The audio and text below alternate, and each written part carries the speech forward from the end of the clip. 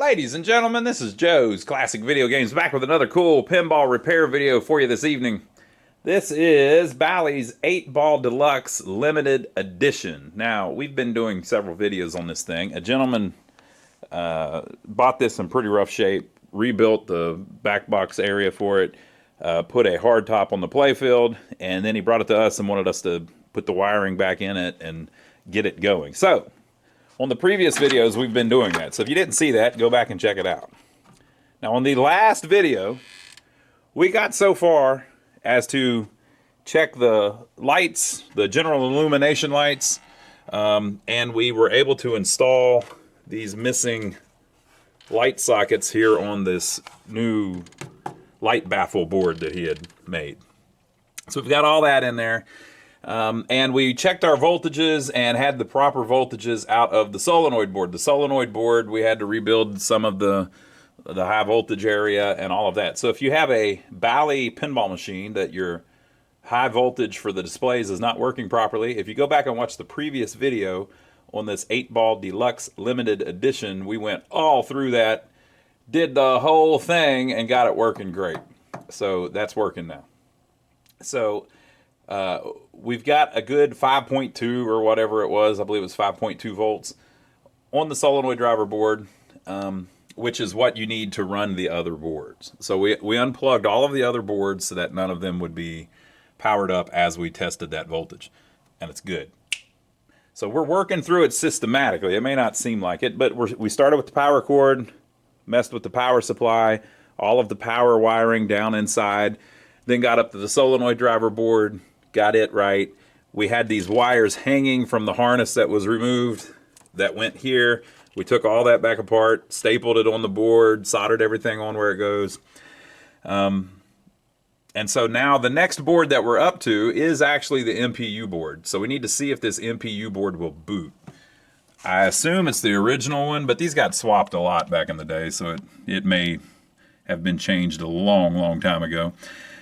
But on these, as you know, or most of you probably know, what you want to look at is see if the battery is still present on the bottom of the board. This one is not. Someone has removed it, and it doesn't look like there's much battery damage at all, if any, there on the bottom of the board. So that is a good sign. Usually, 95 out of 100 of these, it will be ate up to some degree down there. So there was a big battery that mounted right here to save the settings, basically. Not even the settings, just to save some bookkeeping score, things. It's completely unnecessary. On this game, there may have been some settings in the BIOS that this need the battery saved, but it would have been stuff like sound effects and things like that. We'll look into that later. So this board, we're up to the point where we need to test it. Now, looking at it, I can tell there's no way it's going to work because it doesn't have ROMs in it. So I don't know where that board came from, but the U6 ROM is missing and the U2 ROM is missing. So there's no way that board's going to boot. So I was going to fire it up and test it, but now that I look at it, there's no possible way that can happen. So I think we'll remove the board, put it on the bench, and then we'll look at some of the jumpers and things like that, and maybe we can figure out what they had in it at some point and what goes in it. I'm also going to look, the gentleman sent a box of parts with it, so I'm going to look at that box of parts and see if there just happens to be another MPU board in there. I can't remember. There were some extra boards, but I'm not sure about that one. Okay, so here is the board, and like I was saying, I don't see any battery damage at all, which is great because it means we don't have to clean anything up. Someone removed the battery before it did any damage. Let's look on the back. Yeah, there's nothing. So it's a really good board to rebuild. I have rarely had one that I didn't have to fix the battery damage. Like I said, if you had 100 of them, 95 of them would have some damage. Some have lots of damage. Okay, so the first thing we need to do, because we don't know where this thing came from, is see if it will work all right in this game. Now, the Bally games, they call this the Dash 35 games. And the reason they call that is because this MPU board, the revision of it is Dash 35, right? There was an earlier one that I believe was Dash 17. Those were the really early games, like 8-Ball.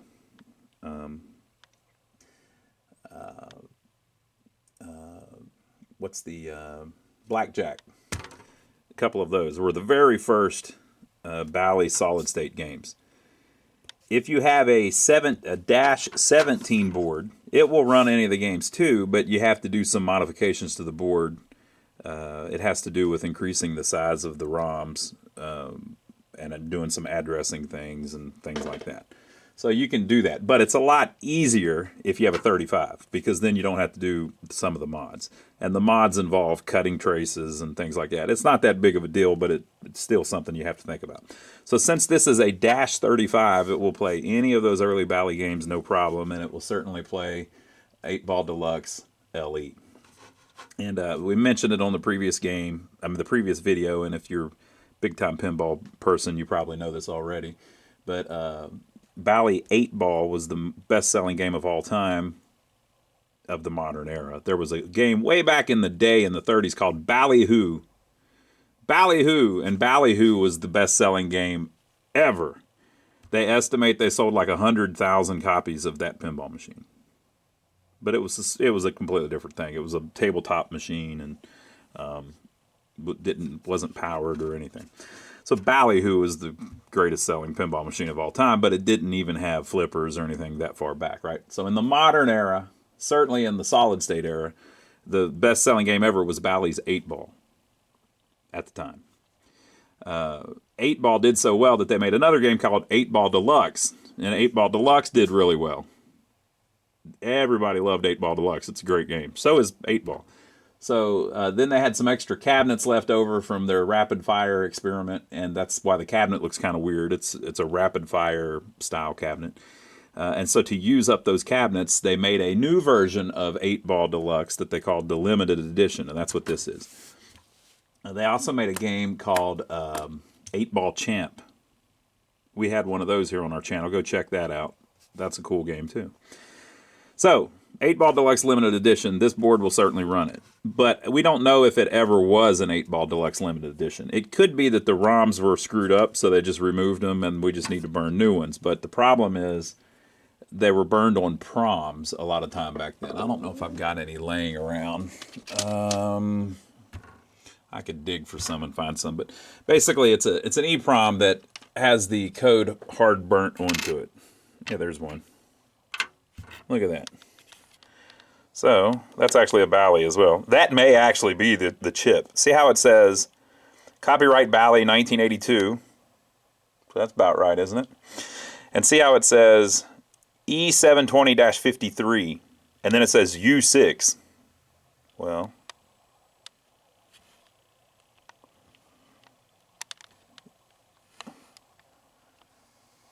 U6. You know, that very well could be the correct chip. The E720-53 denotes what game it came in, right? And then there would be another one for up here. There may have even been two, depending on how it is. So these are like 16K chips, or I always get that screwed up. They're the equivalent of like a 2708 or a 2716, something like that. But we're going to burn new ones for it. Okay, so we can't burn these proms because they're programmable read-only memory. They can't be erased. This is before they were the flash style that you could send a voltage to and erase. So we need to use EEPROMs like this that have a window that you can erase. I've got all the files and stuff. Bally made all of the software for these Bally machines available many years ago. They've been really cool about that. So the software is all a known thing. So we know it's a Dash 35. We think we can burn new ROMs for it. To make that happen, we need to do a couple other things. First thing we need to do is confirm that it is actually for the correct style of pinball machine. See these two resistors there? Sometimes those are diodes. I think it's It's not those, it's these two.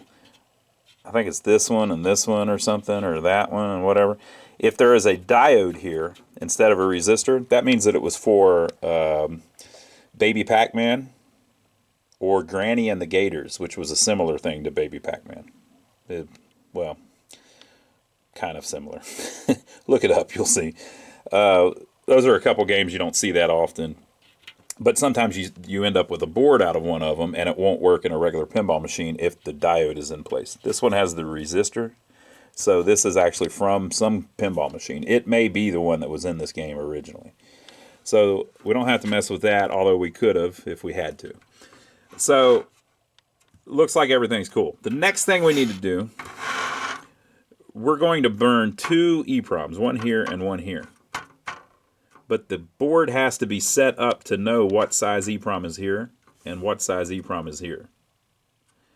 So depending on the EEPROM that you use, a 2716, a 2732, a 2532, they have different pinouts. So whenever the CPU and the RAM talk to these two EEPROMs, they need to make sure that the signals go to the right pin. So if I put a 2716 in or a 2532 in, a couple things are a little different, right? So the way they change that is they changed little jumper wires on here.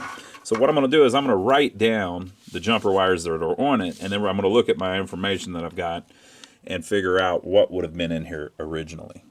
So if you look really close, the first thing you see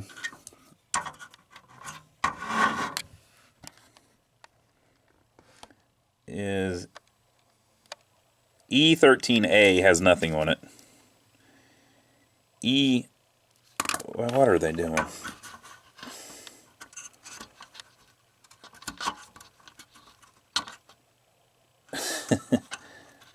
That's interesting.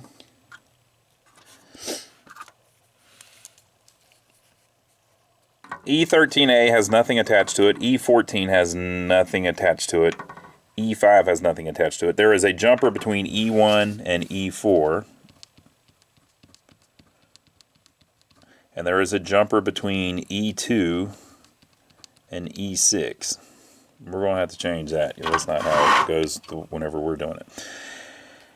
There is a jumper between E7 and E8. I think that one stays the way we're going to do it. There is a jumper between E9 and E11. There's a jumper between E12 and E16, I believe that is. Is that E36?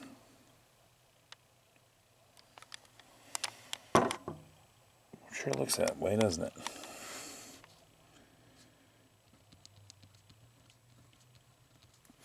Okay, there is a jumper between E13 and E15. So, it's basically just telling this thing, hey, we got this chip here, this chip here. E31 and E32.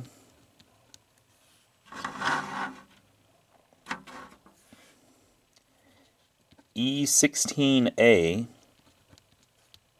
and E19. Now the ones that say A, what that means is that's not E16, it's E16A, which I believe is on the same line. So like this may be E16A and E16 might be up here. It's not, but E16 may be somewhere else, and those are actually connected. It's just in two different places on the board. It's not really all that important, but so there's E33, I believe.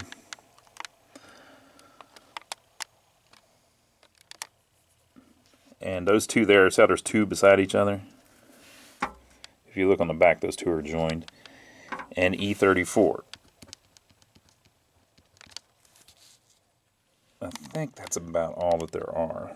Yeah, see there's E16. And then here is E16A. I believe that and that are connected. Let me see if I see any more with my naked eye here. I do not. I may have missed a couple, though. We'll figure it out whenever we go through it. See, there's a couple even up here. I don't think I've ever had to use those. And then there's these. I don't think I've ever had to use those. Right? So, here's my list. These are the ones that are installed, and we confirmed that that one is not 16, it's 36.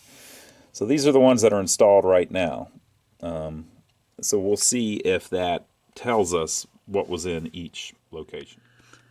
Okay, so if you go on planetarypinball.com, those are the people that own or have the access to the license of Bally and Williams pinball machines. So basically, they license out the name to make reproduction parts. Basically, they are the copyright. They're not the copyright holders. They're just the copyright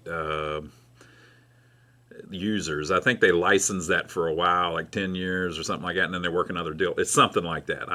It's unimportant. But Planetary Pinball are essentially Williams and Bally when it comes to these old machines. And they have been nice enough on their website to put a reference section, and it tells you all kinds of information. Well, if you go on there there is a link to the ROMs from these original machines. And there is a document on there. Now, this is available other places as well. But this is just the one I'm going to use because I can point you right to it. It's on planetarypinball.com, right? And so it says U1 and U2, and there's a bunch of other information on here, but this is what we're concerned with. U1 and U2 must be identical type chips in games that have a U1. U1 is never used when U2 is a 4K chip. So a 2316 or a 2716 would be a 2K chip, and a 2532 or a 2732 or a 9332 would be a 4K chip. It's twice the size. 9332 masked ROMs were used in approximately Xenon through Vector, so the later games.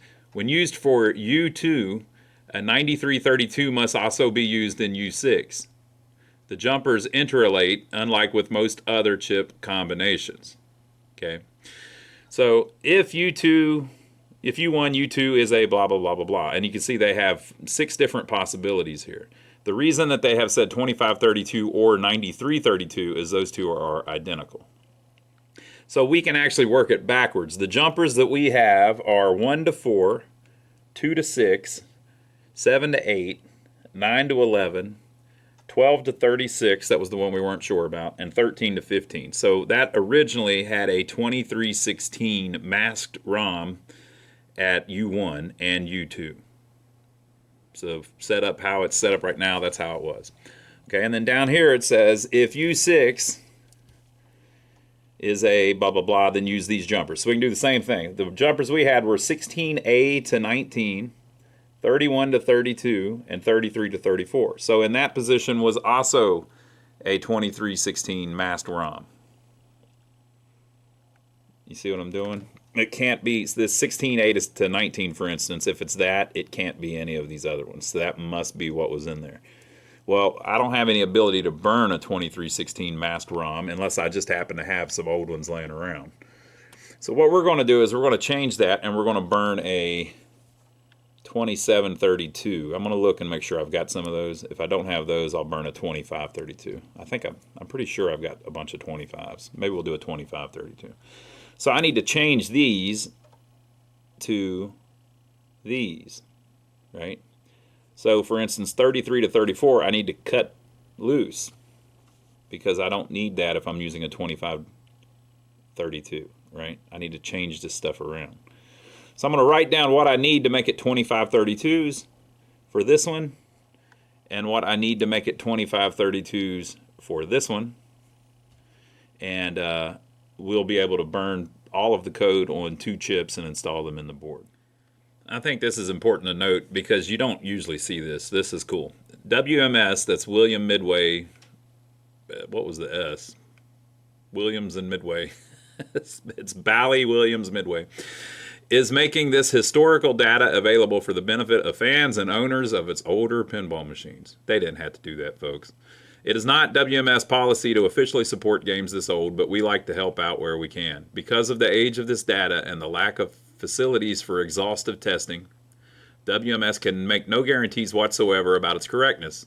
Use it for what it's worth, but if it doesn't fix your machine, don't call us. If it breaks your machine, don't call us. If it makes you gain weight and get your dog run over and makes your pickup truck rust, write a country song.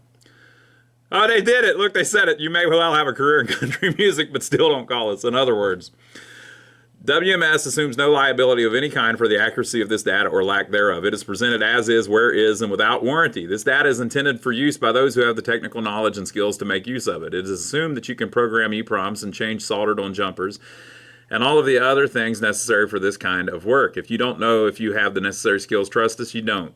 Find someone else to do the work for you. It will be much cheaper in the long run than repairing a damaged board. In other words, WMS assumes no liability of any kind for damages incurred in the use of this data. WMS cannot offer any sort of technical support to those wanting to use this data. If you don't know how to use this data properly, do not use it at all.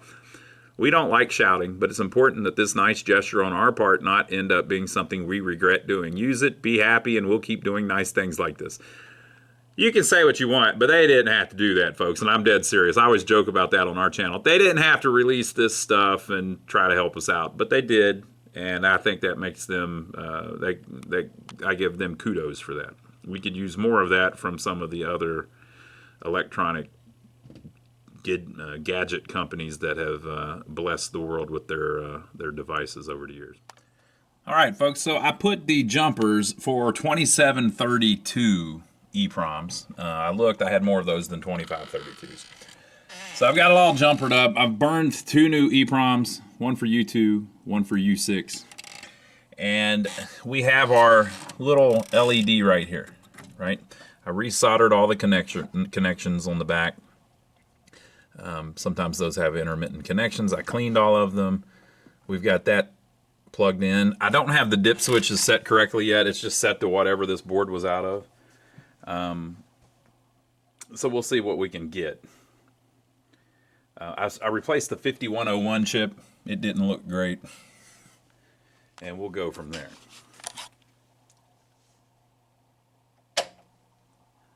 One, 2, 3, 4, 5, 6, 7. All right, so we got our thing going. Somewhat, at least. See how it has a dim glow on the LED after it flashes 7 times? So there's a quick flicker, and then 7 flashes, and then a little dim glow like that. That's what you want. So that looks good, but we don't know for sure that it's up and running yet because we haven't plugged anything else in. So I think what we might attempt is to plug the lights in, like the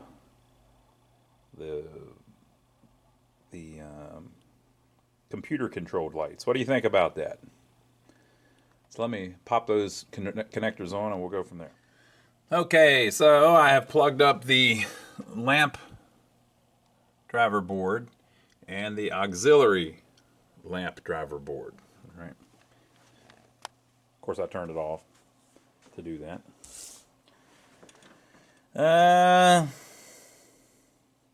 Got a bunch of lights that don't work, so I got to work on the lamp boards next. But it could be the sockets and it could be the LEDs. These ones that are flickering really weird, that's just LED stuff. I am not a big LED guy. I did notice though that weren't those not on before, but because I was thinking that they might be computer controlled. If you look, you can see a little flicker going on like this. That's the LEDs. Certain ones do it, certain ones don't. And then these are doing it worse, probably, if I was going to guess, because they're the ones that are driven by this auxiliary lamp board, and maybe it does something a little different that the LEDs don't like. The way these things were originally designed, they kind of, the lights kind of came on, they counted on the lights coming on softly as they heated up. LEDs don't do that, they're just almost instantly on, so it gives you some weird little things going on.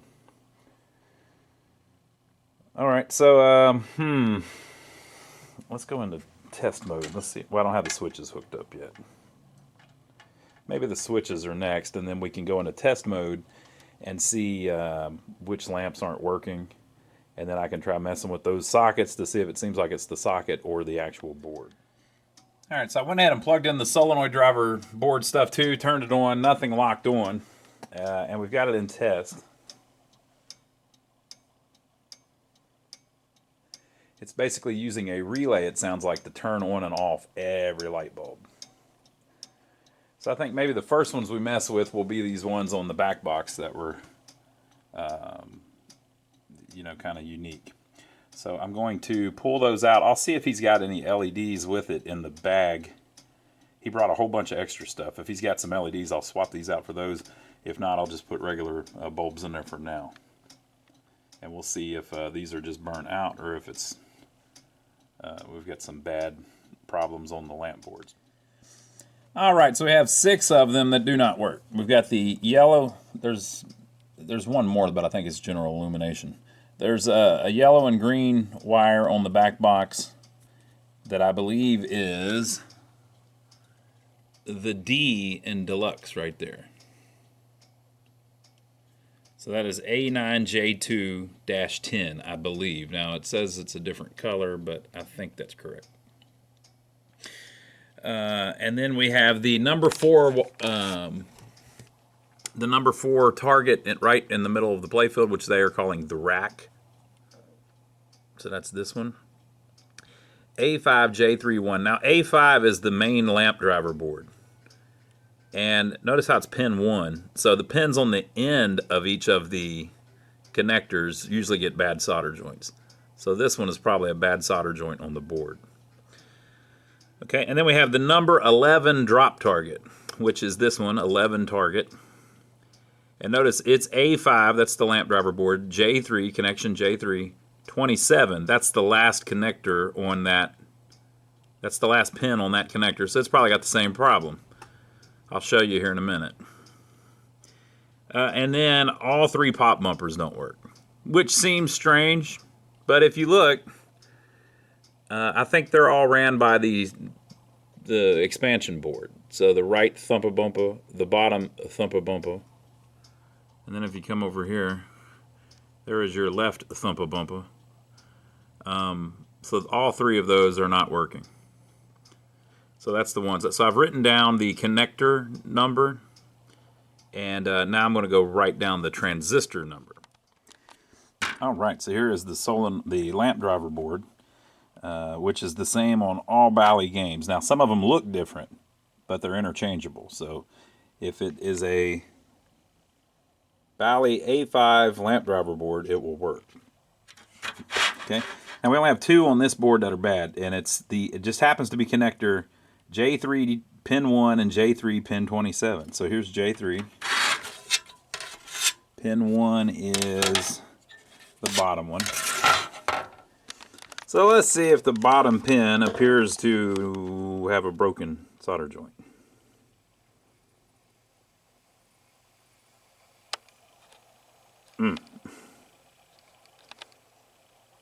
There you go. Yeah, it has a broken solder joint. So you see what's going on there. The pin is actually still in the connector because it's being held in place by the piece of plastic on the connector in the front, but it's not actually touching the board. There's a crack all the way around it, so it's not making any connection.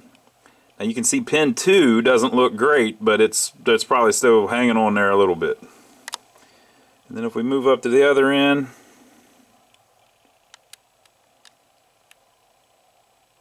yeah, so you can see the same thing going on up there.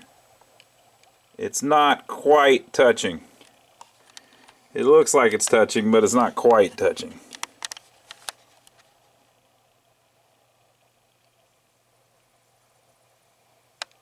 Look at that. They're all pretty rough. Yeah, there's a bunch of them messed up, so that's pin 27, so 26, 25, 24, 23, 22, 21, 20 at least are suspect. So I'm going to take a wire brush and clean those real quick. Literally I'm trying to get a lot of that dirt off of them, and dust, right? Get it nice and shiny again. And then I'm just going to reflow just a little tiny bit of solder back on them, right? You don't want to put a bunch where it's all glumped up or anything. You just want just a little tiny bit. And a little tiny bit of new solder will mix with the old solder and mix it up really good. So I'll show you what it looks like after I'm done. And by the way, I'm going to do all 4 of them, of course. Now it kind of looks like, did anyone ever do these? No. So they haven't done any of them. So I'm going to resolder all 4 of them. Alright, so I hit it with a wire brush just to clean it up. And then just reflow a little solder on it. You got to be real careful. You don't want to put much at all, just a little bit. And you got to make sure that you don't join 2 of the solder pads together. Right? So we no longer have the issue where it's cracked away from the board. And I did all 4 of them. So let's put it back in. We'll see if that fixed a couple of them, and then we'll pull out the auxiliary board and see about it. Alright, so that seems to have gotten everything but the 3 pop bumpers working. And we've got all of these strobing like crazy. 1 through 15, and only 1 through 15. So it's only the ones on the rack, which is strange. Like, why is that one strobing but these aren't? And they're on the same board. Something weird going on there. I wonder if they used a slightly different bulb for those. The one up here is working now too. So these 3 are not working.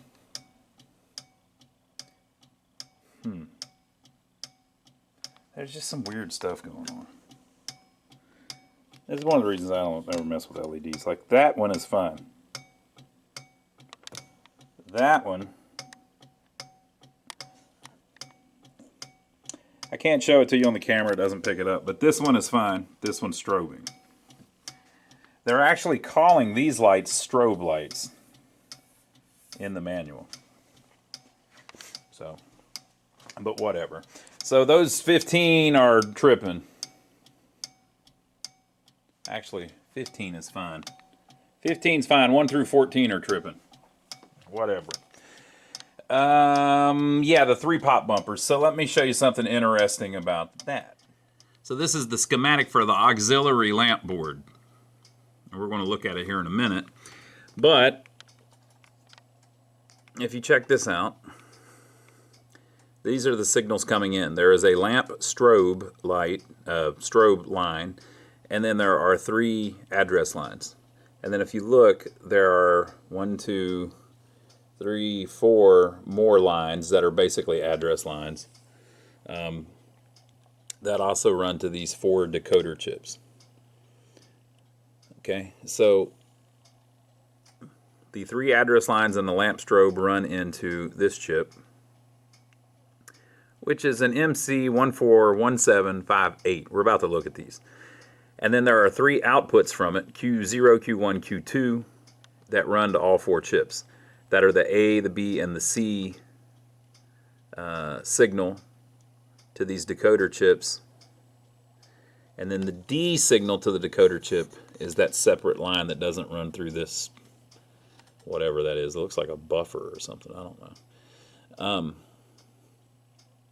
Okay, so the output of these is 8 different outputs. So that's how they're basically, that's how they're turning on all of the lamps. So there's 8 outputs on each one. One of them is not used. So we end up with actually 7 outputs on each one. 7, 14, 21, 28. Okay. Now if you look, left thumper bumper is the 6th actually output on this decoder. See how it says 5 on the inside of the chip there? But it starts at 0, right? You know, binary stuff. And then the right thumper bumper is the exact same spot on the second decoder. So it's output number 5, binary number 5, which is the 6th output. Okay, and then the bottom thumper bumper is the same exact output on this chip. Now, isn't that special? So that begs the question, what is the output, the corresponding output on the fourth and final chip? It is the number 3 left and right lane strobe. And they're working just fine. I'm looking at them right now. So what in the world is going on there? Well, that sure sounds to me like either one of these signals is missing. And if you notice, one of them is pin 1 on the connector. So what do we know about the first pin on the connector? Think about it. So it could be that's missing, which is making this kind of screw up, and it's halfway controlling it, but not all the way. Or it could be one of these is missing, right? Now, why would this one be working and the other ones weren't? Well, maybe this line's locked on or something. I don't know. There's a bunch of ways that it could happen, I guess. So I looked up those decoders, and here is the truth table. So A, B, and C are going to all 4 of them, and then D is the one that's separately controlled from the outside. It looks like D, I don't know what they're using D for. It should always be low. I don't know. So see, if D is low, I mean, that's low. If D is low, you get outputs on 0, 1, 2, 3, 4, 5, 6, and 7. The one we're having a problem with is Q5. Bam. So for that to work, D needs to be low, C needs to be high, B needs to be low, and A needs to be high. So A and C high, B and D low. But for all of the other ones to work, which appear to be working, D also needs to be low. So it seems like D ain't doing nothing. We don't even need D. Maybe it's not even hooked up. It's just on the schematics or something. I don't know. They could be using it for something else that I don't understand. So all of them, Q0 seems to be working, which means that they can all go low. Q1 seems to be working, which means that A must be working. Q2 seems to be working, which means that B must be working. Q3 must be working, which means that A and B together are working. Q4 seems to be working, which means that C must be working. Right? And then Q5, for it to work, C and A must work together, but they both work independently, so I don't know. So that's what I'm thinking. I think the most likely answer is maybe AD1 is missing. And so these are coming on, and this is doing weird stuff. I don't. You know, whenever it was sitting in attract mode, let's put it in attract mode. I think we're getting something different then. Right now we're telling it to turn on everything, which it's going to do. Well, the strobe's involved. I don't know. Let's put it in attract mode and just see if it looks different than right now with everything blinking. All right, so in attract mode, none of the racked balls come on. Oh, here they come. I was too early.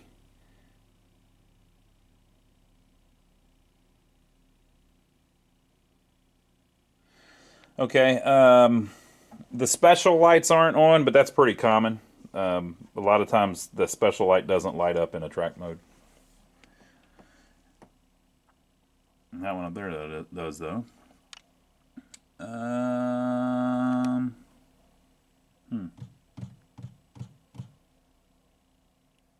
Yeah, I don't know. Very weird. So yeah, our pop bumpers are not working. So let's pull the board out, take a look at it, see if we see anything obvious. So here we go. The lines come in here and go to this chip. Let's turn it around, shall we?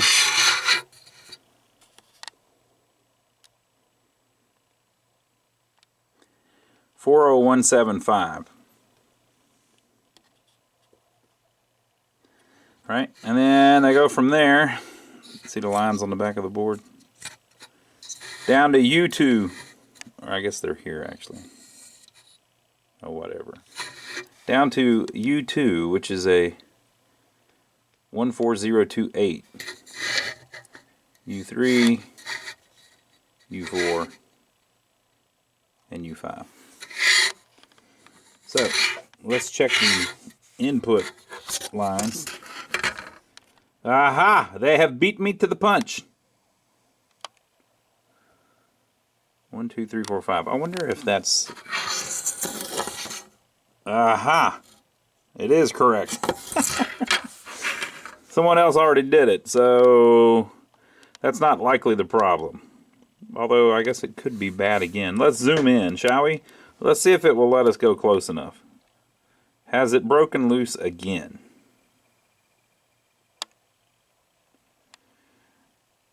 It doesn't look great, but I don't think it's broken loose.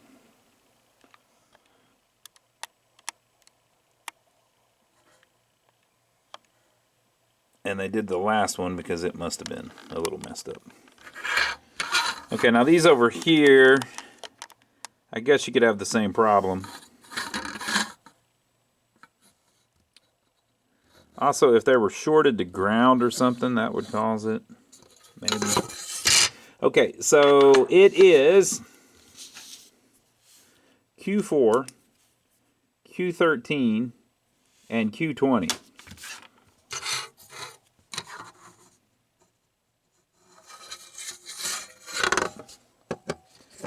Q4.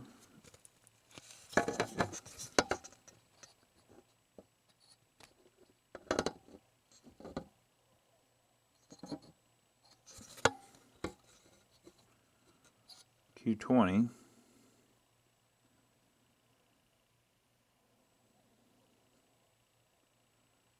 And we lost Q13 somewhere. There it is.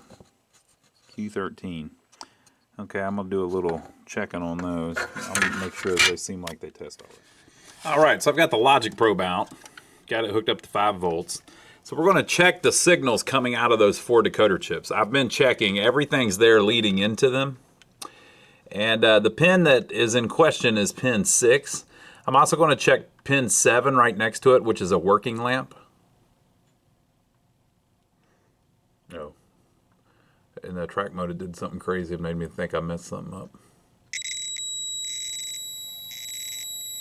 There's pin 6.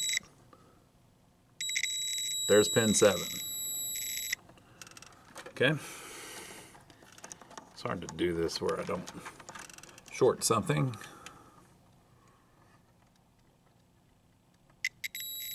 Pin 6. Pin 7. They are actually working fine.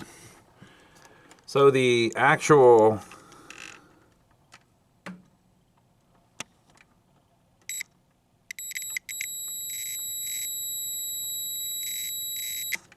decoder chip is working fine. You can see that signal 6 and signal 7 are, you know, or pin 6 and pin 7 are pretty much identical. So it's sending out the signal over to the transistor. The transistor is just not working. I tested them. They seemed fine, but I don't know. I resoldered all of the pins, and they're still not working. So we were thinking that there was something significant about their position on the chip, and then we couldn't figure out why that chip, the thing that was at the same position, was still working. I think what's significant is probably just that it's the 3 pop bumpers. So let's look at the bottom of the pop bumper just to make sure there's nothing crazy going on with the wiring down there. Well, I figured it out. They weren't wired back in. Remember, this one has had a hard top put on it. So he didn't solder the wires back where they go. So there's the wire for that lamp, shorted to the solenoid voltage, or trying to. Oh, it's over there. Okay, good. All right, so they're not wired up. That's the problem. So let me see if I can figure out where those go. Okay, so coming out of each pop bumper is a white wire and a red wire. And it appears that on this design that Bally was using at the time, you know, they have the switch there that the pop bumper itself triggers, right? But if you look on the switch stack, there are 2 other lugs. There's one that has some blue wires running to it. And then over here there is one that has a blue and a black wire to it. Now if you look, those are not attached to switches or anything. So I'll bet that's how they cleanly ran the wires to the pop bumper. So my guess is this white wire goes to the blue there, and this red wire, if we can get it finagled around, we'll solder there. But it may be vice versa, because nope, it doesn't matter. On these, they're done the old way. They don't have a diode or anything on the sockets. It's just a direct wire to it, like the old Bally stuff did. So yeah, I think that's the deal. So I'm going to look it up just to make sure, but I'm just going to look and see if there is a black and blue wire that runs the lamp on that pop bumper, and then this one over here looks like a green one, and this one here looks like a green and white one. Should be able to figure it out. Alright folks, so that was it. They just weren't hooked up. So now that they're hooked up, they are working as they should. Every light in the game, every light in the house is on. Now, I did a little special treat for you. I took one of those LEDs and I replaced it with the old boring incandescent light bulb in the 8-ball there. And the old boring incandescent light bulb works just fine. But it's orange. Oh, it's a horrible orange color. We've got to get rid of it. So, pick your poison. Or a nice, cool, warm glow. And I'll leave it at that. So leave your comments below, people, and make sure to give us a thumbs up for taking the trouble to film it for you. We didn't have to do that. We didn't have to film this for you, but we appreciate everybody watching and commenting. Don't forget to check out my brother Donnie. My brother Donnie has his own channel here on YouTube. He works on old arcade games. I mean, we work on old arcade games, old pinball machines, and jukeboxes. My brother Donnie works on old vehicles, old buildings, and things of that sort. So, we will see you on the next video. I hope you enjoyed it. Next time we'll work on the displays. There's still all kinds of stuff left. The displays, the drop targets aren't resetting. The soundboard we haven't even touched. The squawk and talk. We still got to tidy up a bunch of the wires and all of that. So we got a lot of work left. So we'll see you then, and I hope you enjoyed it.